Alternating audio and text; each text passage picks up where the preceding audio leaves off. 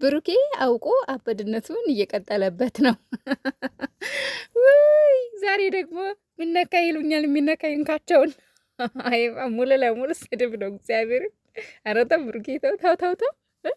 አበደ ይሉኛል። አዎ አብጃለሁ። በሷማ ከመጣ ነው ምናምን ምናምን ምናምን። አረ ልጃችን አበደ። አረ ምን ይሻላል? አረ መላፍጠሩ ጎበዝ መላፍጠሩ ልጃችን በፍቅር አበደ። በፍቅር ማለት ነው።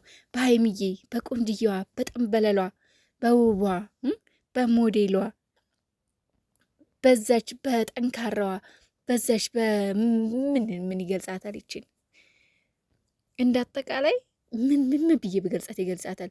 በዛች አሟልቶ የፈጠራት በዛች ልዕልት ለሆነችዋ ለዛች የሴቶች መሪ የሴቶች በላይ ለሆነችው ለሀይምዬ ለቅመሟ ለቅምጥሏ ለእሷን የተዘፈንላት አበደ ይሉኛል። አዎ አብጃለሁ ብሏል። እንዴት ናችሁ ቤተሰብ? ደህና ናችሁ ወይ? አለውን እግዚአብሔር ይመስገን። ብሩኬ እንግዲህ በጠዋቱ ተከስቷል። ቲክቶኩ ላይ የሆነ መቼም እሱ ከራፕ አይወጣም። ራፕ ዘፈን በጣም ነው የሚወደው ብሩኬ። በጣም በጣም በጣም ራፕ እያልከ ነው። ራፕ ነገሮችን በጣም እያዘወጠርክ ነው። ራፕ ዘፈን በጣም ይወዳል። እናማ አበደ ይሉኛል። አዎ አብጃለሁ። ምነካ ይሉኛል። ሚነካ ይንካቸው። ኧረ ፈጣሪ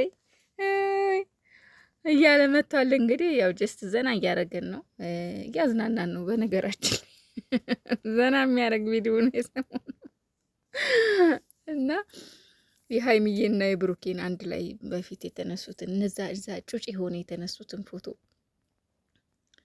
ይዞ እንግዲህ አበደ ይሉኛል እያለ እየዞረ ነው። መላበዩ ሀይሚዬ ባክሽ የሆነ ነገር በይ ባክሽ፣ ዝም በይ ሀይሚዬ ባክሽ፣ ልጃችን ባክሽ እንዳብድብ። የኔ አባት አይዞኝ ቡቡዬ፣ ሁሉም ያልፋል፣ ለበጎ ነው። አንድ ቀን ከቅፍህ ትገባለች ሀይሚዬ፣ አንድ ቀን ያንተ ትሆናለች። አንድ ቀን በነፃነት ያለ ማንም ከልካይ፣ አንድ ቀን እንደፈለክ በእሷ ላይ የማዘዝ መብት ይኖረሃል። እሱ ደግሞ በቅርብ ቀን ይሆናል። ያው ጾም ይፈታና ከዛ እናወራበታለን። ሁላችንም እንደ ሀሳብ ጾሙ ይፈታና እንግዲህ መጋባት፣ አብራችሁ መኖር ከጀመራችሁ መጋባት ግድ ነው። በነገራችን ላይ ቤተሰብ እናንተ ምን ትላላችሁ? ሀሳብ ስጡበት። እውነቴን ነው የምላችሁ፣ ሀሳብ ስጡበት። ይሄ ሀሳብ ያስፈልገዋል የእናንተ። እነዚህ ልጆች አብረው እየኖሩ ነው አይደለ? ስለዚህ ይወደዳሉ፣ ይፋቀራሉ አይደለ? አብሮ የመኖር አላማ ረጅም እቅድ አላቸው። ስለዚህ ቢጋቡ የቱ ጋር ነው ችግሩ? መጋባት አለባቸው ብዬ ነው የማስበው እኔ። እናንተም ሀሳብ ስጡበት። በተረፈ እኔንም ላይክ፣ ሼር፣ ሰብስክራይብ አድርጉኝ። ምንም ማለት አይደለም፣ አይከፈልበት። እኔ ስህተታችሁ አይደለሁ፣ የስደት እህታችሁ ነኝ። ሰብስክራይብ አድርጉኝ።